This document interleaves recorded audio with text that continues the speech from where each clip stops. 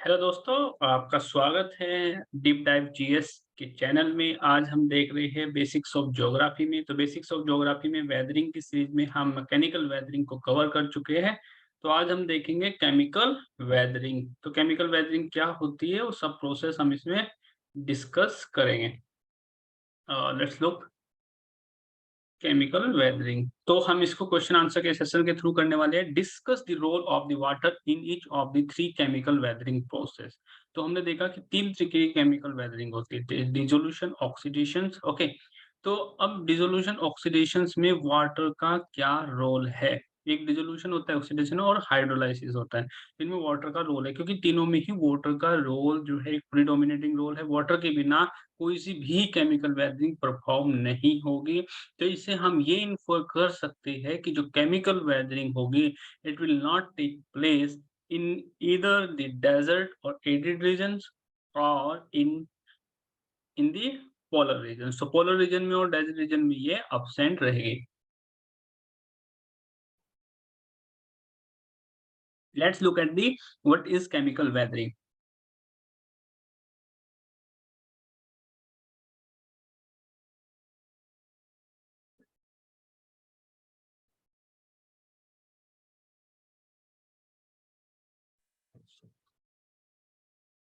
So what is chemical weathering? Chemical weathering involve the complex process that break down the raw components and the internal structure of the minerals.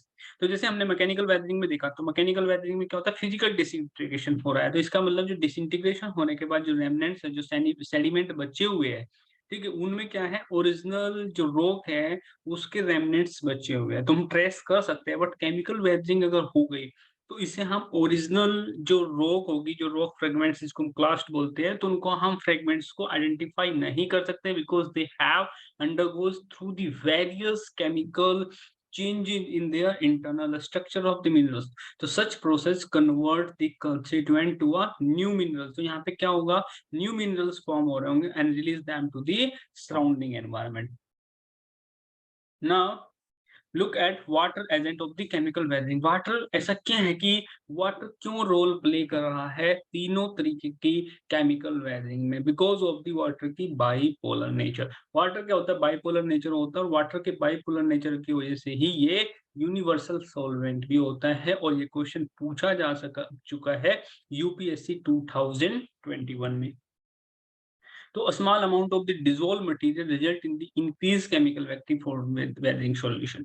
मतलब pure water इतना inactive नहीं होगा, ठीक है, अगर उसमें थोड़ा सा भी अगर कुछ डिजोल्व मटेरियल मिला दिया जाए। तो जैसे मान लिया अगर कार्बन डाइऑक्साइड ऑक्सीजन के उसके वाटर के साथ रिएक्ट करता है तो कार्बोनिक एसिड बनता है। तो acidic solutions have more increase chemical activity for the weathering solution. So the major process of chemical weathering are dissolution, oxidation, hydrolysis. हम देखते हैं डिसोल्यूशन। डिसोल्यूशन क्या होता है? How dissolution promote chemical weathering. Just as sugar dissolve in water, so too do certain minerals. अब जैसे highlight और calcite, तो हैलाइट और कैल्साइट क्या करते हैं, वाटर में डिसॉल्व हो जाते हैं इजीली। तो these are the readily water dissolve materials. Okay, तो दीज मिनरल्स जो है वो रेडिली डिसॉल्व है। तो अब ये क्यों कह रहा है कि जस्ट एज शुगर डिसॉल्व? अगर हम हैलाइट है जो क्रिस्टल है, अगर लार्ज ग्रेनुलर्स है, लार्ज क्रिस्टल्स है, तो वो टाइम ज्यादा लेंगे, बट जो स्मॉल ग्रेनुलर्स है वो टाइम कम लेंगे। तो यहाँ पे मैकेनिकल वेदरिंग कहीं ना कहीं केमिकल वेदरिंग को प्रमोट कर रही है, because under the mechanical weathering there is a physical disintegration of the rock material, and because of the physical disintegration there is an increased surface area of the each disintegrate or each fragments, and that's why because of this increased surface area, so there is an active dissolution in the water, more active. So now here you can look at the how water is playing the role and why water is in a bipolar, because water जो H2 होता है, oxygen के दोनों side में ही hydrogen ion located होते हैं, तो इसलिए वो अटैक करने की उसकी जो पावर होती है वो ज्यादा हो जाती है। तो water molecule remove sodium and chlorine ions from the crystal phase. It is very easy for the water to dissolve the NaCl. Most minerals are insoluble in pure water.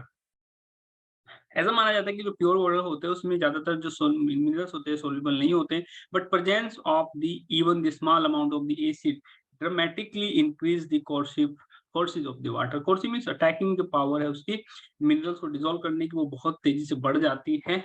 तो आप देख सकते हैं कि how acidic water produce in nature.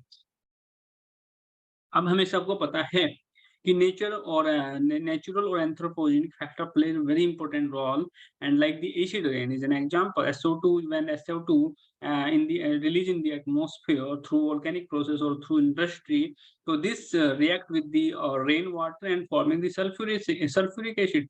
So likewise the CO2 react with the H2 and form the carbonic acids. Okay, so in this fashions, these acid forms like carbonic acid is created when carbon dioxide in the atmosphere dissolve in the raindrops. So various organic acids are also released into the soil as organism decay. So through the organism process like organism decay, so there is this various solutions also released into the soil. So sulfuric acid is produced by the weathering of the pyrite. Pyrite means iron sulfide. FeS2 is the ore of the iron as well as sulfide and other sulfide minerals. So now look at this, how this acid help in the chemical weathering. What is the role of this acidic solution in chemical weathering? So this highly reactive substance readily decompose most rock and produce certain products that are water soluble. Means calcium carbonate, that is CaCO3. Calcite is not is water insoluble, but when this react with the carbonic acid, so in carbonic acid hydrogen ion attack the calcite minerals and replace the calcium ions and form bicarbonate ions, and this bicarbonate is readily soluble in the water. So this is how calcite is making soluble in the water through the carbonic acid. So during this process, the insoluble calcium carbonate is transformed into the soluble product. So this is the acid that is playing the role in the chemical weathering, and this is how karstland forms in the whenever the groundwater, because groundwater have a dissolved ions through their calcite or through other minerals like CO2 also react with this. So this is how whenever the groundwater passes through the underground limestone formations, landforms, so it readily dissolves because limestone, we know that limestone is the limestone, जो limestone है ये calcium carbonate ही है, तो mainly जो limestone rock है mainly of the mineral calcite. तो ये calcite minerals के, तो जब कैल्साइट मिनरल्स की है मेनली, तो इसमें से डिसॉल्व होगा calcite minerals, because we know that कि how acid react with the calcite minerals and it transform into the bicarbonate and replace the calcium ion. So this is how it produces the karst landform, and it is very important landform which is asked in the UPSC, in the various time. This activity is largely responsible for the formation of the limestone caverns. Like you can see here, these are the limestone caverns that forms through the dissolution. How dissolution produce hard water? Because whenever dissolution take place in the water, so there are certain ions present in the water. So these ions make it very unusable. And that's why whenever हम उसके साबुन के साथ react करते तो वो झाग नहीं देता, तो इसलिए उसमें वाटर के सॉफ्टनर मिलाते हैं, वो this because of the dissolve ions जो रेस्पॉन्सिबल होते हैं वही सो कॉल्ड हम बोलते हैं water found in many locals. तो why hard water is consider undesirable, वो हमने देखा कि उसका यूज नहीं होता यूज.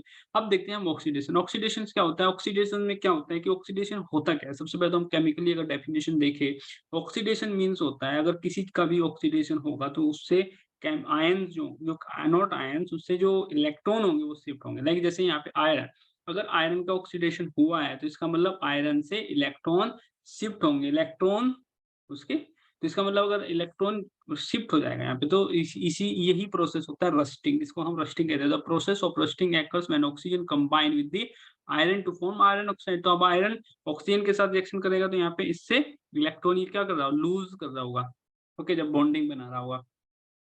तो hematite and limonite are also important cementing and colouring agent in many sedimentary rock. हमने देखा था कि जो हेमेटाइट और लिमोनाइट है ये सेडिमेंट्री रॉक में सीमेंटिंग का काम भी करेंगे, क्योंकि जब ग्रैनुलर्स आपस में जुड़ेंगे तो बीच में वो क्या होगा, वाटर सॉल्यूशन में रहेगा, तो उसका सीमेंटिंग का एजेंट का काम भी करेंगे। तो ये हेमेटाइट रेडिश कलर का होता है और लिमोनाइट येलोइश कलर का जो फॉर्मेशन होता है। हाँ, ठीक है। तो which mineral most susceptible to be oxidation, क्योंकि हमने देखा कि जो सिलिकेट मिनरल्स होंगे जिसमें स्पेशली फेरोमैग्नीशियम जो मिनरल्स होंगे वो होंगे जैसे olivine, pyroxene, hornblende and biotite. So these are the more susceptible.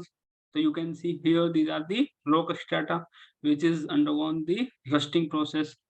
Okay, condition for the oxidation. Oxidation can occur only after iron is freed from the silicate structure by another process called hydrolysis. पहले hydrolysis होगा जिससे वो iron freed होगा, then only it will take place. तो इसलिए जो rusting होती है वो किस environment में होगी? Rusting is mainly in the moist environment में होगी, क्योंकि hydrolysis जो होगा वो moist environment में होगा.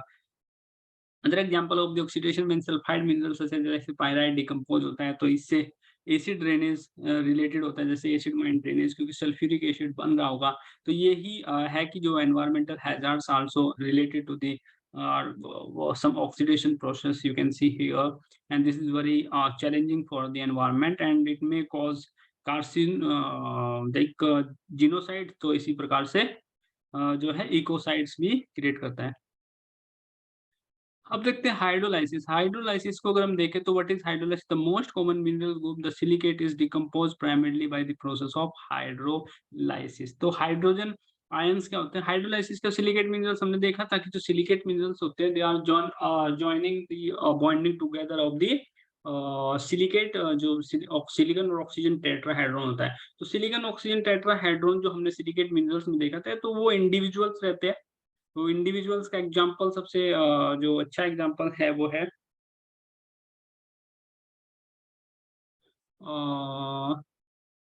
हाँ, दिस इज ओलिवाइन ना, एपी SiO2 नॉट SiO4। ओके, तो olivine is the example of the silicates का हो गया। बट अगर दो आपस में सीट स्ट्रक्चर में जुड़े होंगे, जैसे माइका को देख लीजिए आप, ठीक है, क्वार्ट्स अगर देखें तो 3D डायमेंशनल स्ट्रक्चर्स बनाता है। तो हाइड्रोजन आयन क्या करते हैं? जो हाइड्रोजन आयन होता है वो अटैक करता है और रिप्लेस करता है, क्योंकि हमने देखा कि जो सिलिकेट्स आयंस होंगे वो तो या तो चाहे वो इंडिविजुअल्स है, तो इंडिविजुअल्स में अगर हमने ओलिवाइंस को देखा तो वो सिलिकेट से जुड़ा हुआ है। जो सिलिकॉन एक्सचेंज टेट्राहेड्रॉन्स है उसमें Fe और Mg जुड़े हुए हैं, तो उसमें आयंस के साथ वो बॉन्डिंग बना रहा होगा, या फिर सिलिकॉन ऑक्सीजन आपस में कुछ बॉन्डिंग बना रहा होगा और अदर आयन। ऐसा क्यों करते हैं? ऐसा इसलिए करते हैं, हमने पता है कि जो SiO4 होता है इट इज इलेक्ट्रिकली अनस्टेबल।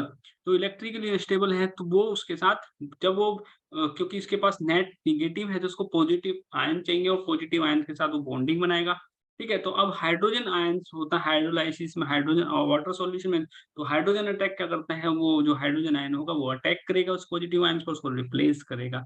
इससे क्या होगा? उसका जो इंटरनल जो क्रिस्टलाइन स्ट्रक्चर्स है वो क्या हो जाएगा? डिस्ट्रॉयड हो जाएगा और इससे मिनरल डिकम्पोज हो जाते हैं। तो type of the hydrolysis, hydrolysis is in the presence of the acid और product of silicate mineral weathering. तो hydrolysis in the presence of the acid देखते हैं। Hydrolysis in the presence of the acid, in nature water usually contain other substances that contribute additional hydrogen ions thereby greatly accelerating the hydrolysis. तो अगर acid solution होर हो गया, मतलब hydrogen अगर water और मोर एसिडिक हो गया तो मोर हाइड्रोजन आयंस होंगे, और मोर हाइड्रोजन आयंस होंगे तो उसके अटैकिंग पावर जो कोरोसिव फोर्स थी वो और ज्यादा बढ़ जाएगी। तो the most common of this substances the carbon dioxide, okay, which dissolve in water form the carbonic acid, sulphur dioxide, okay, sulphuric acid. So how a rock undergoes hydrolysis in the presence of the carbonic acid? So in water, carbonic acid dissociate to form hydrogen ion. So we know that कि तो bicarbonate जो bicarbonate ions है जो means carbonic acid it break up into the dissociate means hydrogen ion dissociate हो जाएगा to form hydrogen ion and to bicarbonate ions. तो in hydrolysis of the like जैसे granite rock अगर हम देखें तो granite rock is composed of the which minerals? feldspar minerals। तो इसमें पोटेशियम और एल्यूमिनियम के सिलिकेट्स होते हैं। And quartz, quartz is purely silica, तो it is very hard and corrosive means it is very have a very resistance to weathering process, so it will not be affect so much with the weathering process, but the feldspar have very susceptible to the weathering and mainly of the quartz and potassium feldspar. So if you look at the hydrolysis of the continental rock means our granitic rock, तो weathering process of the potassium feldspar component of the granite is follow. तो ये जो potassium feldspar होगा जिसमें potassium और aluminium के silicates होंगे, ये कार्बोनिक एसिड इस पर अटैक करेगा और कार्बोनिक एसिड अटैक करने पर आप देखोगे जो हाइड्रोजन आयन ने अटैक किया, हाइड्रोजन आयन ने अटैक करके क्या किया, जो पोटेशियम आयन था उसको हटा दिया, उसे रिप्लेस कर दिया। अब ये पोटेशियम आयन जो होगा या तो ये अब मिनरल्स, अब ये सोइल में हो जाएगा, प्लांट इसको लेगा, तो ये एक इम्पोर्टेंट सोर्स का काम करेगा जो हमारे होता है ना कि अब क्या करेगा, सोइल टू स्टोमक ये जा रहा होगा, तो it will become the part of the our food chain cycle. ये फूड चेन साइकिल का भी पार्ट बनता है। तो weathering is very much important for the human being also, क्योंकि ये सॉइल फॉर्मेशन भी कर रहा होगा और सॉइल फॉर्मेशन में जो मिनरल्स होते हैं, चाहे वो मेजर मिनरल्स की बात की जाए, वो माइनर मिनरल्स की बात करें, तो वो वेदरिंग के प्रोसेस से आता है। तो weathering is so much important, it is very much important for the survival of the human as well as any living organism.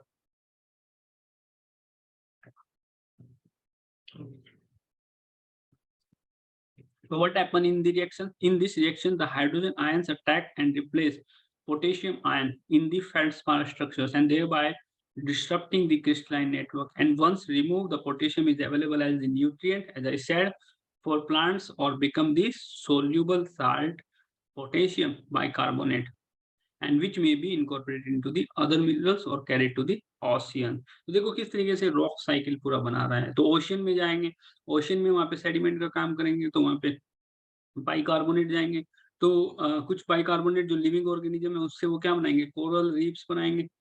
Okay, कुछ सेल्स बनाएंगे, वो उससे आकर के वो फर्दर सेडिमेंटेशन होगा उसका, मतलब सीमेंटेशन और compaction for the sedimentary rock, तो स्टार्टअप पे जमेगा, वो अदर मिनरल्स का काम करेगा। तो इट इज हाउ दिस पूरी रॉक साइकिल कंप्लीट हो रही है। वेदरिंग किस तरीके से रोल प्ले कर रही है। Product of the silicate minerals weathering, ये थोड़े से इंपॉर्टेंट है, हम इसमें प्रोडक्ट देख लेते हैं। Product of the chemical weathering के क्या, जैसे अगर क्वार्ट्स होगा, हम जानते हैं, we know that quartz is very hard, हमने मोहो स्केल पे देखा था हार्ड होता था, but other reasons we also know that कि what types of the crystalline structures they have, what type of the, because this is pure silica, so it does not have any zone of the weak bonding, it does not have any cleavage, it shows the conchoidal fracture. Okay, so it is very resistant, it is very resistant to the weathering. So whenever the this quartz undergo with the physical disintegration, means it may break into the individual grains, तो इसको हम बोलते हैं quartz grain. तो quartz grain बिल्कुल भी change नहीं होंगे, it will mainly found in the environment, it is original remnants. Okay, तो फेल्डस्पार का होगा, तो फेल्डस्पार का जब भी वेदरिंग होगी, केमिकल वेदरिंग होगी, तो it will found in the clay minerals. तो ये क्ले मिनरल्स होंगे, और क्ले मिनरल्स की खास बात क्या होती है, और क्ले मिनरल्स से क्या बन रहा होता है, क्योंकि क्ले बहुत ही फाइन मिनरल्स होते हैं, so it will help us in the formation of the sedimentary rock, and especially which type of the rock, it will help us to form in the shale। जो shale formations होगा ना, उसमें बहुत बड़ा major role weathering पर play कर रही होगी। और क्ले मिनरल्स के जो पार्टिकल्स होते हैं, जो वो होते हैं, वो कैसे होते हैं, सिट लाइक स्ट्रक्चर्स होते हैं इनके। ओके, एम्फीबोल होगा, उससे भी क्ले मिनरल्स मिलेगा, और लिमोनाइट और हेमेटाइट भी रहेगा। तो ओलिवाइन्स होगा तो सिलिमोनाइट और हेमेटाइट ही रहेगा। तो this is how we have covered our this chemical weathering, and हम फिजिकल वेदरिंग को भी कर सके हैं और केमिकल वेदरिंग को भी कर चुके हैं। और आपको आई होप ये वीडियो बहुत पसंद आया होगा। Please share, like and subscribe our this YouTube channel. Thank you guys.